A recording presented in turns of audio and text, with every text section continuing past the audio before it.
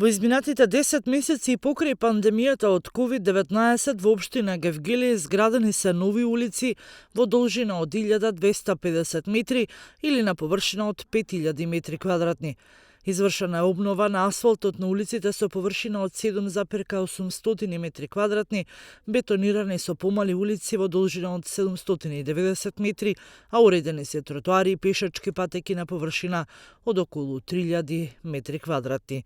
За обнова на локалната патна мрежа изминативе 9 месеци беа вложени 37 милиони денари или над 600.000 евра од општинскиот буџет. Најголемиот дел од средствата беа наменети за изградба на нови улици, пред се за изградба на улицата Индустријска во Гевгелија, тампонирање на улицата Кожув и Борис Трајковски во Мрзенци, како и санација на мостот на влезот во Моин.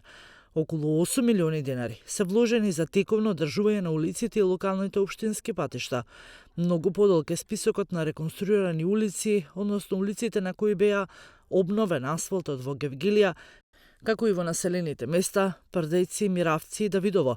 Исто така бетонирани се помали улички во Гевгелија, Мрзенци, Богородица, Кованец, Петрово и Миравци, а годинава беа уредени тротоари во повеќе улици низ градот.